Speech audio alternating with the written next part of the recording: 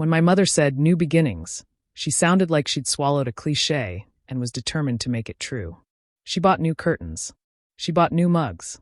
She practiced the way she laughed at Caleb's jokes and the way she squeezed his hand at dinner. She called it a family, and in her mouth the word rolled like honey. To me, it tasted like an instruction manual I hadn't been given. Caleb treated the house like it belonged to him before it belonged to anyone else. He glided through rooms with an economy of movement I could never match, precise, controlled, never messy. He wore a kind of ordered darkness, coal dark hair, clothes that fit like they were tailored to his bone structure, a face that made women glance twice and men look away. He was everything I was not, steady where I trembled, loud where I softened, a wall where I was weathered glass. From the first night, he set the rules without raising his voice. They weren't always words. Sometimes it was the way he retracted his gaze the instant I looked at him, like a hand withdrawing from a hot surface. Sometimes it was the small, sideways remarks that folded into the air and landed on me like grit. "You take up too much space," he said once, not looking at me, as if reading from a list of household observations. "Don't stretch out in the living room like you own the place." I started, but the sentence died before it left my mouth. There was a calmness to his delivery that made me feel ridiculous for even wanting to argue. He mocked my clothes, the thrift store shirts I liked for their comfortable sleeves, and he sneered at the music I played softly to myself when I sketched. He corrected the way I put plates in the dishwasher, as if I were incompetent. He mimed my laugh behind my back once. The way I flinched when someone mimed me cemented the cruel little power he held. It was petty, and it hurt more than any outburst would have. Bullies who pick at the small things know they can break you without anyone flying off the rails. But he watched. He watched with an intensity one couldn't name. When I prepared coffee in the mornings, he'd appear in the doorway and stand watching as if I were the performance he didn't know he needed. When I tucked my hair behind my ear, he would notice the small curl that always wanted to spring free. He catalogued me in a way that made my skin hum. The first time he handed me a criticism that stung less like contempt and more like ownership, it was over my sketchbook. I'd taken it outside and spread pencil-shaded oaks and faces on my lap, the summer light making the paper glow. That was my defense, the one thing I could control entirely. Drawing didn't require small talk or etiquette or walking on eggshell politeness. It required focus, the sort that let me drown out how Caleb looked at me. "Your proportions are off." He crouched beside me without asking, and the word landed like a test result. "Am I?" I said, half embarrassed, half pleased that he'd noticed. "You draw like someone looking at the world from the wrong side of the glass." He tapped the page, precise, clinical. "Try softening the jawline. You over-outline. Let it breathe." He smelled like winter, clean, faint soap. And when he slipped the page back into my hands, his fingers brushed mine in a way that made something small and absurd yet electric spark along my forearm. He moved away immediately like he'd been burned. "You should take a class," he added, as if that would erase the moment. "Professional critique is better than self-taught insecurity." "Thanks," I muttered, because what else do you say when your bully is the only person to point out how to get better? He left me with that instruction lodged in my chest. It felt like a command I might follow. It felt like more than a command. It felt like a map. Ryan came back like a wind that smells of smoke. You always know when it's in the air, and you know to run. He'd been my first relationship for a whole year in a way that made me feel both discovered and exposed. He was eloquent in the way abusers are, smooth talk to cover a lack of promise. He had a smile I kept thinking I could still crawl back under until it showed its teeth again. He crawled into the margins of my new life with new numbers, texts that started polite and slid into possessive. He turned up outside the cafe I liked. He sent pictures of places he knew I'd be, always just a beat too late to be innocent. He wanted apologies I no longer owed him. He wanted a loop he could live in. I blocked numbers. I deleted the messages. I stopped going to the places he liked. But he was like an itch I couldn't quite reach. Caleb noticed. Of course he noticed. He noticed everything. That it happened on a Thursday night. I was curled up on the couch sketching, headphones in, when my phone buzzed against my thigh. One vibration, then another. Before I could grab it, Caleb's voice cut in. "Who keeps blowing up your phone?" I flinched, yanking a headphone out. "None of your business." He arched a brow, leaning against the doorway like he had all the time in the world. "Everything's my business if it happens under this roof." My phone buzzed again. His eyes flicked to it, sharp as a blade. "Answer it." I hesitated. I don't need to. But he was already moving. In 2 long strides he was in front of me, his hand shooting out, snatching the phone before I could stop him. Hey! I reached up, but he held it high above his head. His lips curved, just barely. Persistent, aren't they? He said, screen lighting up his face. Who is it? Give it back, Caleb. He tilted the phone just out of reach every time I jumped for it, his smirk growing. You're awfully defensive. Is it a secret? It's private. His gaze cut into mine, suddenly darker, heavier.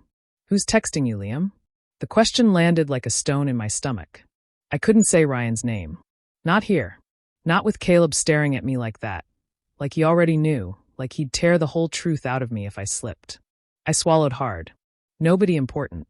His smirk vanished, replaced by something colder. Nobody important doesn't text you 5 times in a row. My breath caught. He wasn't wrong. Caleb let the phone drop back into my palm, his fingers brushing mine, deliberate. He leaned down, close enough for his breath to ghost over my cheek. Whoever it is, he murmured, voice low, they should know better. You're mine to deal with. My chest squeezed tight. I couldn't breathe, couldn't think. His words wrapped around me like chains, pulling me down into something I didn't have a name for. And then, like always, he straightened, mask back in place, and walked away, leaving me sitting there, phone trembling in my hand, wondering what the hell just happened. Caleb's cruelty was a pattern. It never screamed, it insinuated. He picked at edges. The way I folded my napkin, how I left my shoes, the tilt of my pencil when I shaded a cheekbone. He could reduce me to a smile or a flush with a single, casual sentence. Never loud enough to alarm anyone else, but sharp enough to carve a piece out of me. People think bullies are brash and showy. They're wrong. The worst ones are quiet and exact. Caleb was surgical. He made me feel inept, small, and then, when I tried to defend myself, he'd show me a mercy so small it felt like sabotage. He'd correct me, and then, a day later, he'd slide a notebook across the kitchen counter with a page of drawing tips in neat handwriting. He'd mock my music taste at dinner, then catch me alone later and hum one of the songs softly enough I could pretend he hadn't. It was maddening. One afternoon, I was at the kitchen island, pencil tapping my teeth as I sketched a face. The sun slanted through the blinds and made the dust look like gold. Caleb appeared in the doorway without a sound and watched me for a long minute before he said anything. You shade too hard, he said, leaning on the frame. It makes things look angry. I blinked. That's sort of the point.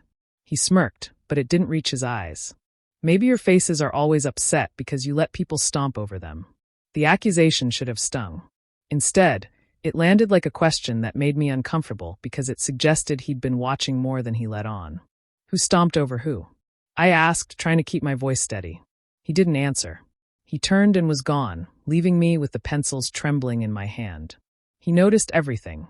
The slight tremor in my thumbs when a message arrived, the way my shoulders tightened if someone stepped too close. He knew what made me flinch, and more dangerously, he liked to be the one who stopped the flinch. Not because he wanted to heal me, at least, not in the way anyone healthy heals another person, but because the act of stepping in let him control the narrative afterward. He would arrange the boundaries, then remind me of them. It was his way of showing me I belonged in his orbit, not by warmth, but by limitation. There was a night when this all came to a head, but not with fireworks. It happened in a car, under the steady, banal hum of the engine, which somehow made the small things feel monumental. Mom had asked Caleb to drive me to a late gallery opening, something to get me out and meet people who drew, and he'd grumbled, but he agreed. I'd been nervous, for 100 reasons that had nothing to do with him, and that made the world shimmer a little at the edges. My phone buzzed, twice against my thigh. I tried to ignore it and focus on the sketches I'd brought, but Caleb had eyes that read distractions like crime scenes. He reached for the phone before I realized he'd moved. Who is it? He asked, not unkindly, only with the flat curiosity of someone noting an anomaly. Just a message, I said. He glanced, thumbed the screen, read the sender, and for a second I saw nothing, only a collapse. His shoulders dropped a degree. The color drained from his face like weather changing. He handed the phone back without comment. You okay? I asked, because the drive felt stretched thin between us. Fine. He tightened his grip on the steering wheel. Don't let it be him. You don't even know, I began. He cut me off with a short, humorless laugh. I know enough. His voice held a grainy thing, something that sounded like a warning wrapped around something else.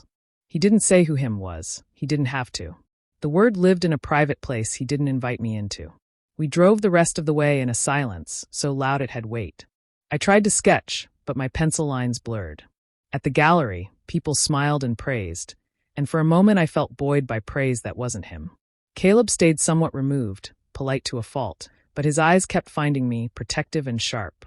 When a man lingered too long at our conversation and made a comment about my hands, good hands for a girl, Caleb moved like a shadow. His hand landed on my elbow. The contact was brief and stiff. The man apologized and made an excuse to leave. Later, he told me to be careful who I trusted. People like attention, he said, in the soft way that implied he didn't like it for me and angered me because it sounded like he'd prefer to be the one who paid attention. What I started to understand was a different kind of language. Instead of saying he wanted me, he told me through tone and intervention what he would allow, who could speak to me, how close anyone could stand, which rooms were mine to inhabit. He gave orders by implication. He built a fence with looks. And there were moments, thin and quick, that almost reached confession but didn't. Once, rain slapped the windows hard enough to make a drum of the roof. We were both on the porch because neither of us wanted to be inside where Mom was re-watching her favorite show and pretending the house's changing architecture didn't shift us. Caleb sat at the edge of the cold bench, and I wrapped my arms around myself. "You look small in this weather," he said, and I bristled at the word small. "You say that as if it's a bad thing." He shrugged, a sudden, dismissive move. "People like big people." The sentence should have been inconsequential, but he stopped, eyes on mine, and I felt the air between us thicken. Big people don't get taken. They don't get left hanging. "Is this about someone?" I asked, because sometimes his sentences were puzzles where the pieces were all angles to pry open. He didn't answer. He looked away toward the street where the rain blurred the lamplight, and in that look I thought I saw defeat or maybe restraint. He returned to looking at me, furious with himself or with the world. I couldn't tell which. "Don't dare go back to someone who made you small," he said quietly. It wasn't an ownership claim, not in words. It was a border. But the border hummed with an implication that he would police it. I wanted to ask him why he cared, why his voice then thinned with something more fragile than the mockery he offered most days. Instead, I wrapped my arms around myself tighter and in the small stretch of motion brushed our hands together. He didn't pull away. That moment could have been everything. Instead, he pulled back, the way a man covers a wound that is too raw to show. He said something like, "You need to be careful," then turned and walked back inside. No admission, no apology. Just the clipped, efficient exit he always favored. With each of these small incidents, the space between us changed. It wasn't that the wall came down, it shifted like a fault line. I could see the outline of who Caleb might be if he let the things he held loose, but that figure was incomplete, dangerous in its incompleteness. One moment he was cruel, an artful spearing that left me raw. The next he was fierce in my defense, swift and uncompromising. Between the jabs and the guards, I began to feel like something under construction. Someone either he would try to fix or fracture. I didn't know which yet. All I knew was the difference between being ignored and being curated. Both were controlling. Both were intimate. Both made it impossible to think clearly when he stood near. The true cracking would come later, with more stakes and clearer wounds.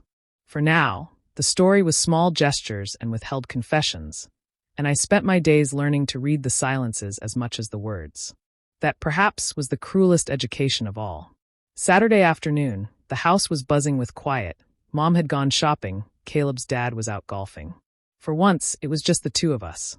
I sat on the back porch, legs pulled up, phone in hand.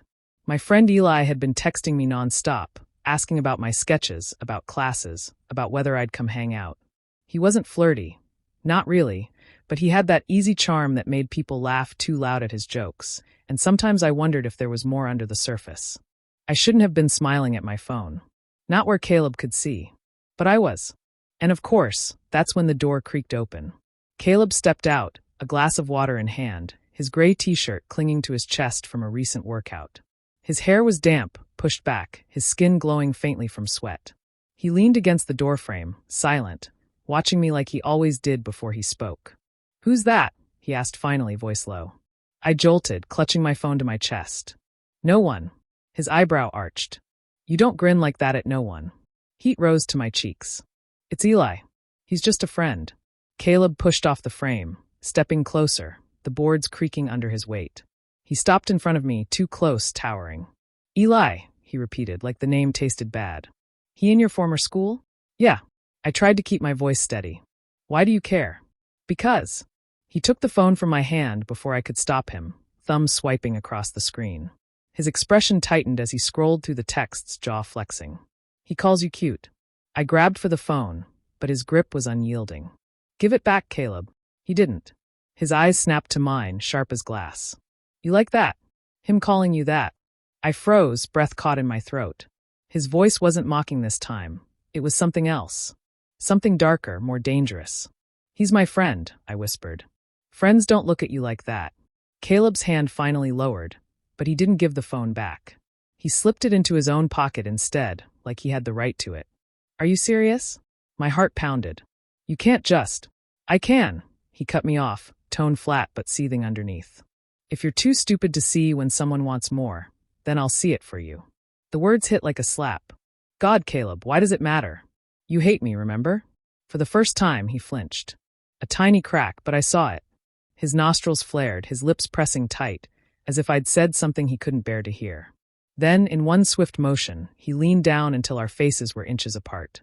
His hand braced on the railing beside my head, caging me in. His eyes burned into mine. If I hated you, Liam, he said quietly, almost a growl, I wouldn't care who touched you. My stomach flipped.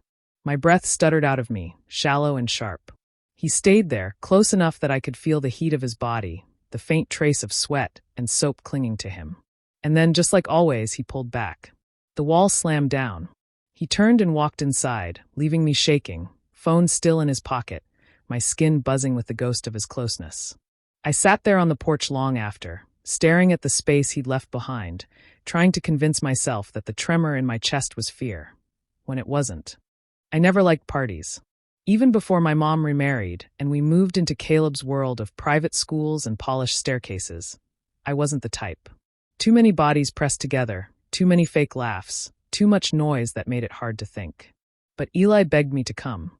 You need to get out, man. You can't just stay home sketching forever. Meet people. Breathe. So I went. Against my better judgment, I went.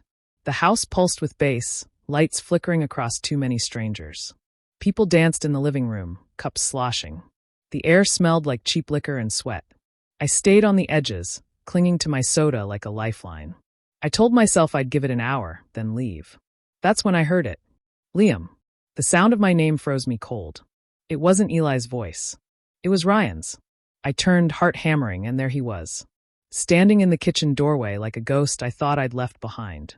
Same crooked smile. Same sharp eyes. Same easy way of leaning against the counter, like the whole world tilted toward him. I hadn't seen him since before Mom remarried. I hadn't wanted to. But here he was. Well, if it isn't my favorite ghost, Ryan drawled, stepping into the kitchen. His gaze swept over me, slow, deliberate, like I was something he'd been craving. Didn't know you were back. I wasn't hiding, I said quickly, though my voice felt too thin, too shaky.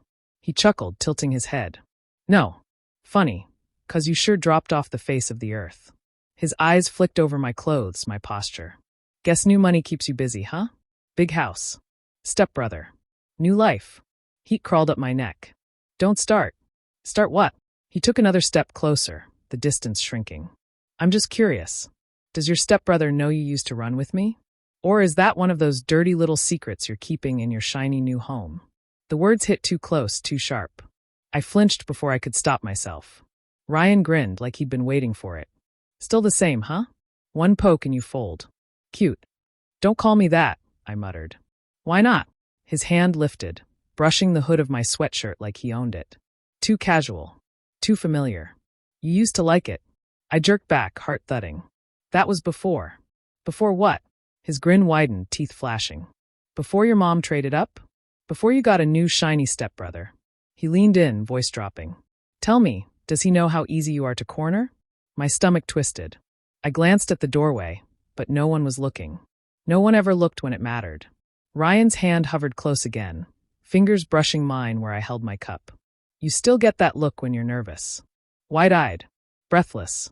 Makes me wonder if you've been showing it to him. Ryan, stop. Or maybe I should ask him myself. His grin turned meaner. He reached toward my pocket, fast, and before I could react, he tugged my phone free. Hey! I lunged, panic spiking. Give it back. He held it high, just out of reach, laughing under his breath. Relax. Just catching up. His thumb swiped the screen, and I felt my stomach cave. He didn't know the passcode, but the smugness in his eyes was enough. What are you hiding, huh? Some artsy little nudes? Or maybe, his voice pitched louder, like he wanted the people nearby to hear. Sketches of a certain stepbrother? Blood roared in my ears. My chest seized with humiliation, panic choking me. And then, the air shifted. A hand shot out, clamping Ryan's wrist in a grip so tight his cocky smile faltered. I didn't have to look to know who it was. Caleb. He stood beside me, taller, sharper, storm-gray eyes blazing with something I'd never seen in him before. His shirt sleeves were rolled, collar open, hair a little messy from the humidity. He looked carved from anger, solid and dangerous. Don't touch him. His voice was low, deadly, a growl that cut through the music. Ryan blinked, caught off guard. Whoa, hey man, relax. We're just talking. Caleb's grip didn't loosen. He leaned in, his jaw tight, teeth clenched. Talking doesn't look like cornering. Or stealing his phone. Ryan tried to laugh it off, but it came out thin. You his keeper now? Caleb's eyes narrowed. Something like that. The tension was suffocating.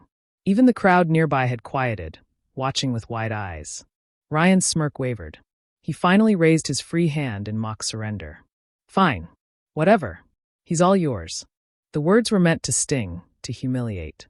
But the moment they left Ryan's mouth, the entire room seemed to tilt. Caleb froze, eyes flickering, something raw and dangerous slipping into place. He shoved Ryan's arm back, ripping the phone from his hand. Get lost, he growled. Ryan didn't push it. He vanished into the crowd, muttering. But Caleb didn't turn back to the party. He grabbed my arm instead, his grip firm, dragging me through the murmuring crowd and into a quiet hallway. My back hit the wall before I could breathe. His hand braced beside my head, his chest nearly pressing against mine. What the hell were you thinking? His voice cracked with fury, and something else. Something that scared me more. I wasn't, my voice shook. He cornered me. I didn't ask for this. You should have left. I tried. My hands pressed against his chest, trembling. Why do you care? You hate me, remember? His hand slammed against the wall, rattling a picture frame. His face was inches from mine, breath hot, eyes wild. God damn it, Liam, he whispered, voice raw, jagged. If I hated you, I wouldn't care who touched you. But I do. AM, the only one allowed to break you, to make you flush. No one else is allowed to touch you. The world stilled. My chest rose and fell against his hand, heart pounding hard enough that I swore he could feel it. His eyes flicked down to my mouth, then back up, storming with everything he'd tried to hide. The car ride home felt like punishment. Caleb's hand gripped the steering wheel so tightly his knuckles turned bone white, veins standing out against his skin. His jaw was locked, lips pressed into a hard line. His eyes never once flicked toward me. Not when we left the house, not when we slid into the car, not even now, as the headlights cut through the sleeping streets. I sat rigid in the passenger seat, clutching my phone like it was some kind of shield. The same phone Ryan had snatched, the same one Caleb had ripped back before pinning me to the wall, and my stomach nodded. You're mine.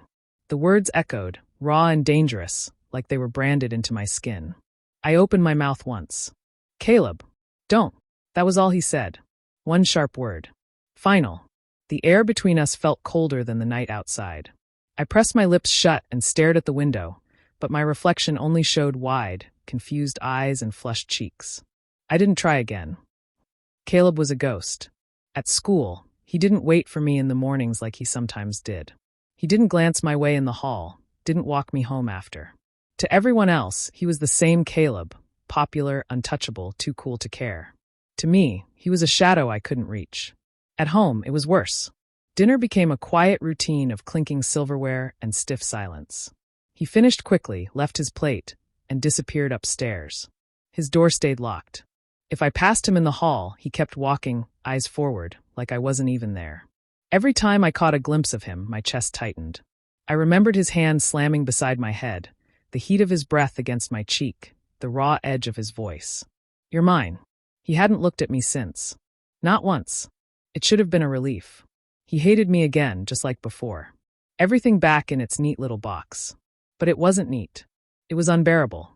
At night, I lay awake staring at the ceiling, my phone clutched in my hand, replaying every second of the party confrontation. The way Ryan's grin had faded. The way Caleb's eyes had burned. The way his words had sounded like something torn from his chest. Had he meant them? Or had it just been anger? A slip? By the third day, the questions clawed at me so badly I couldn't take it anymore. It was late when I heard it, thuds and muffled music bleeding through the wall. Caleb's room. I pressed my ear against the cool wood, heart racing. The sound wasn't just music. It was fists hitting something. His punching bag. Each impact shook faintly through the floorboards, uneven, too harsh, too desperate. Before I could think, I turned the handle. The door wasn't locked. His room smelled like sweat and cedarwood. Posters lined the walls, bands, cars, a few movie covers. The punching bag hung heavy in the corner, swaying slightly from his last strike. Caleb froze mid-motion, fist raised, chest heaving, sweat darkening his shirt at the collar. His hair stuck to his forehead, damp. His storm gray eyes snapped to mine, sharp and furious. "What the hell are you doing?" His voice cracked through the room like a whip. My throat went dry. Still, I stepped inside, shutting the door behind me. "I need to know. Get out." No, my voice shook, but I held my ground. "Not until you tell me why." His brow furrowed, sweat sliding down his temple. "Why what? Why you saved me?" My voice cracked. "Why you said?" My chest squeezed. "Why you said I was yours." The words hung heavy between us. His fists clenched, veins straining in his forearms. "Don't start. You think I can just forget it?" I demanded, heat flooding my cheeks. "You avoid me for 3 days, pretend I don't exist, and I'm just supposed to let it go? I can't. You should." "No." My voice rose, desperate. "Why would you say something like that if you hate me so much?" For the first time, his expression cracked. Something flickered in his eyes, pain, raw and fleeting, before he crushed it under anger. "I told you," he bit out. "Because you're weak. Because I can't stand watching you fold like that. Anyone could have cornered you. You let him touch you. You let him take your phone. You." His words came faster, sharper, crueler. "You make it too easy." I flinched, my nails digging into my palms. His words cut, but I saw it. The tremor in his jaw, the way his fists shook like he wanted to hit something else. "That's not true," I whispered, but it sounded small, broken. "It is." He stepped forward, towering over me, every word sharp enough to draw blood. "You drive me insane. Always so damn soft, so damn blind. You let people walk all over you. And I hate it." My heart cracked, but I forced myself to look at him. "Then why save me?" His chest heaved. He said nothing. I swallowed hard. My voice trembled. "Why say I'm yours?" The silence stretched. His breathing grew heavier, ragged. He stared at me like he wanted to burn a hole straight through my chest. And then he moved. In 2 steps, he was in front of me. His hand shot out, gripping my chin, tilting my face up so I couldn't look away. His grip wasn't gentle. It was rough, almost bruising, his thumb pressing against my jaw. His eyes blazed. His voice was low, torn, trembling with something I'd never heard before. "Because you are," he hissed. "Because I can't stand the thought of anyone else touching you. Because the second I saw him lay a hand on you, I wanted to break him in half." My breath caught. My knees nearly gave. "You're mine. Whether you get it or not. Whether I want it or not." The world tilted. My chest thudded so hard it hurt. He shoved me back against the dresser again, but this time he didn't let go. His hand slid from my chin to the back of my neck, holding me there. His forehead pressed against mine, our breaths colliding. "Say it," he whispered, voice ragged. "Say you're mine." I swallowed, trembling. My lips parted, the words spilling out before I could stop them. "I'm yours." Something broke in his eyes. And then his mouth was on mine. The kiss was rough, desperate, all teeth and heat and pent-up fury. He kissed like he was punishing me, like he was punishing himself, but I didn't care. My hands fisted in his shirt, dragging him closer, every nerve in my body sparking to life. He pressed me harder against the dresser, his hand gripping my waist, holding me there like he was afraid I'd disappear. His lips moved against mine with bruising force, stealing the breath from my lungs.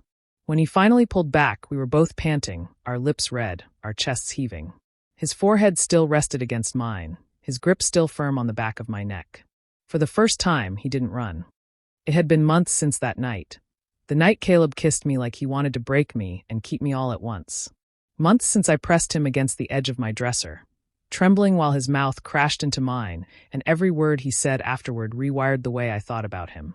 And still, every time I looked at him, my heart made the same reckless mistake. No one else knew. Not our parents, not our friends at school.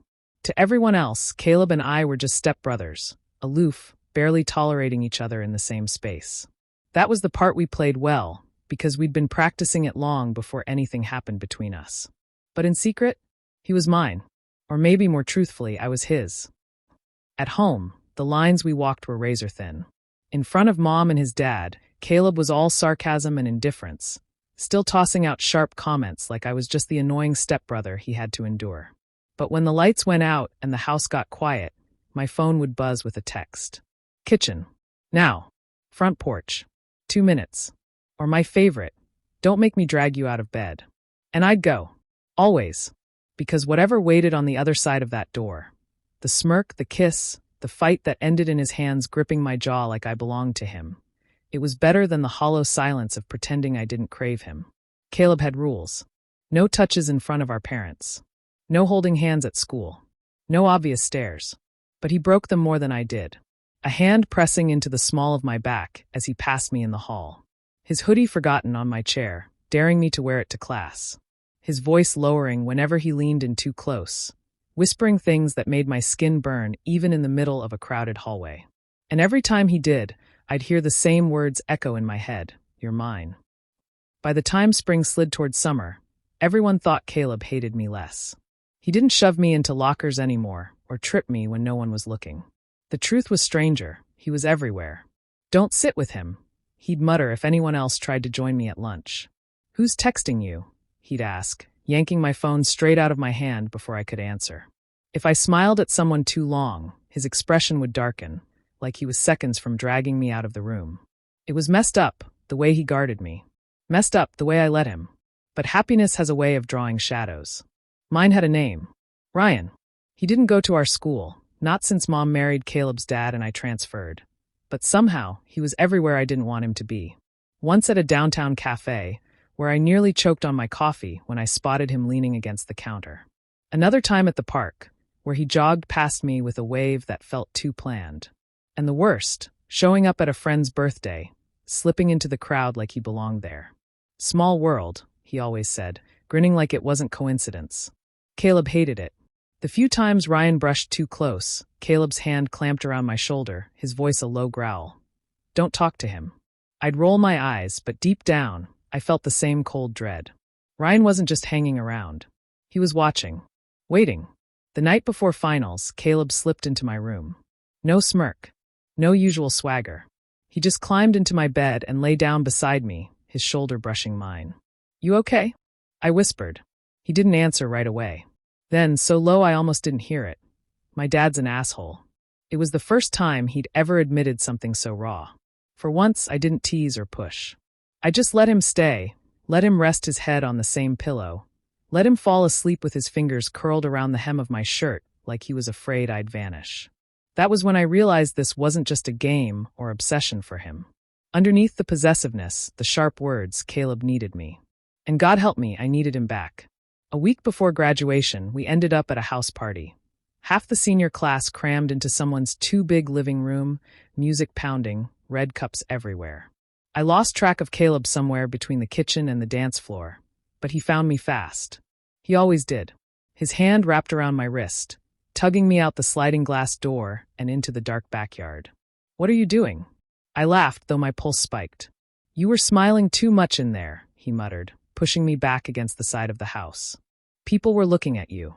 "So what if they were?" His eyes burned in the low light. "You know what?"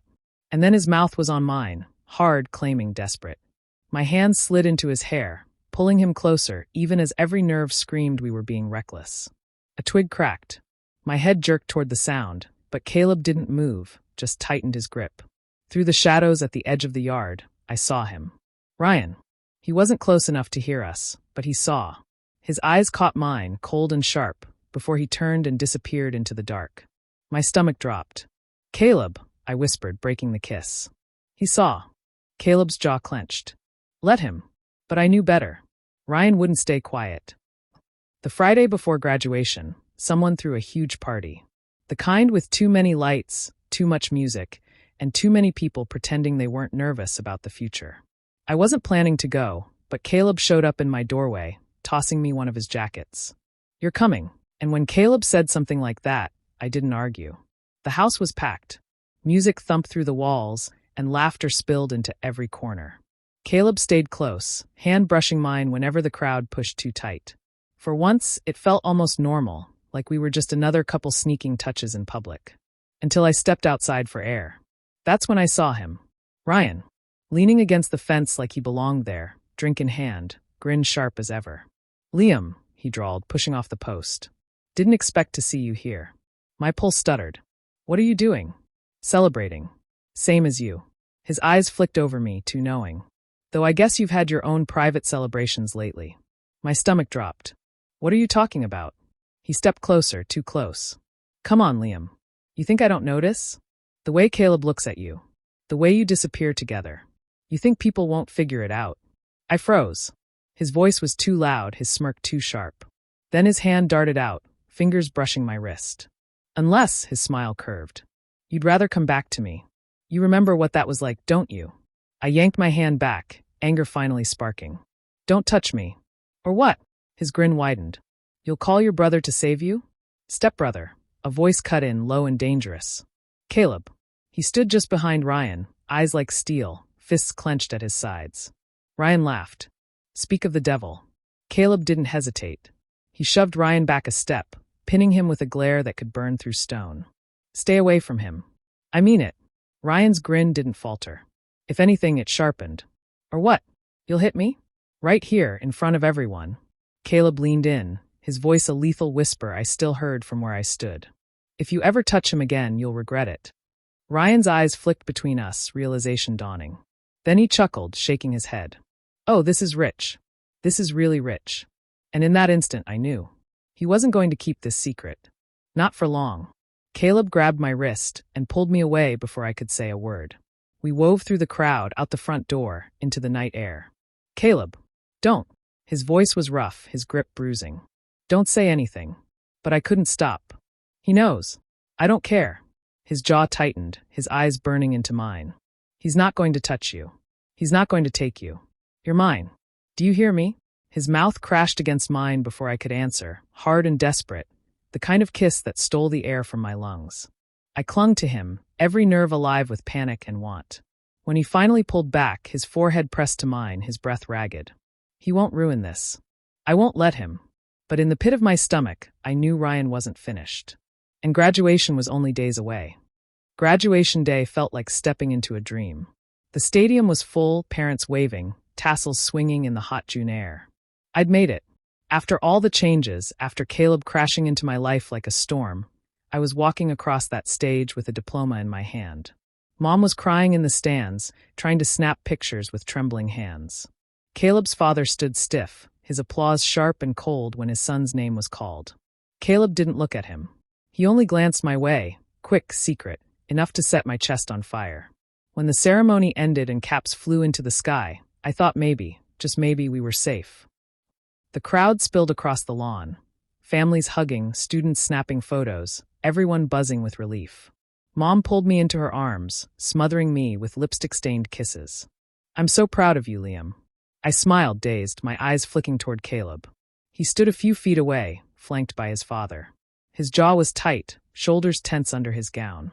I was about to drift toward him when a voice I knew too well sliced through the noise. Congratulations. Ryan. He was dressed sharp in a collared shirt, holding his phone like it was part of his hand. His smile wasn't kind. It was the kind that made your stomach turn, sweet on the surface, venom underneath. Ryan. I muttered, my blood turning cold. He didn't even look at me. His eyes slid past, locking onto Caleb's father. Mr. Whitmore, he said smoothly, extending a hand. I thought you might like to see something important. About your son. My chest hollowed out. No. Caleb's head snapped up, his expression shifting from boredom to fury in a heartbeat. Don't, he growled, striding toward Ryan. But Ryan was faster. He angled the screen toward Mr. Whitmore. And there it was. A video. Grainy but unmistakable. Caleb pressing me against the wall of his car, his mouth crushing mine, his hand tangled in my hair like he was starving for me. The audio was faint, but you could still hear it, his voice low and possessive. You're mine. Mr. Whitmore's face drained, then darkened like a storm front. His jaw clenched so tight the vein in his temple bulged. What the hell is this? He hissed, voice shaking with rage. Proof, Ryan said, his grin spreading. Thought you deserved to know what your son's been doing behind your back. Caleb lunged for the phone, but Ryan slipped out of reach, laughing. Careful, Whitmore. Don't want to cause a scene on your big day. Then he was gone, melting into the crowd. But the damage was already done. The ride home was silent. Mom kept glancing at me, confusion in her eyes, but she didn't speak. Caleb's father's hands strangled the steering wheel, his knuckles bone white. Caleb sat rigid beside me, his gaze fixed out the window, jaw set like a blade. As soon as we were inside, Mr. Whitmore exploded. Explain, he demanded, throwing his keys onto the counter so hard they clattered across the tile. His voice shook the walls. What did I just see? My stomach dropped. I opened my mouth, but no sound came out. It's exactly what it looks like, Caleb said before I could breathe, his voice calm, dangerous. He stepped slightly in front of me like a shield. I'm not going to deny it. You, his father's voice cracked like a whip. With him? Your stepbrother? In my house? His eyes sliced toward me, full of disgust, betrayal, something worse than hate. This is filth. You end this tonight. I couldn't speak. My throat was cement. Caleb didn't flinch. No. The word landed like a slap. You will, his father growled. Or I'll make sure you regret it. You want to throw away your future for this mistake. He is not a mistake, Caleb snapped louder now. His fists curled at his sides. He's the only thing that feels real. My mom whispered my name, pleading, but I couldn't move. All I could do was watch the storm unfold. You'll end it, his father barked. Or you'll be cut off. No trust fund. No support. You think you can waltz into college with nothing. Finally, Caleb turned to him fully, his jaw locked, his voice like steel. I don't need your money. I still have grandfather's trust fund, remember? You can keep yours. I'll work if I have to. But you don't get to decide who I love. The room went dead quiet. My mom sank into a chair, her eyes brimming with tears. His father stared at Caleb like he'd never seen him before. And me? My chest hurt, so full I couldn't breathe. He said he loved me, he said it. Out loud. Like it was simple. Like I was worth standing against his whole world. The house changed after that. No more laughter, no more congratulations.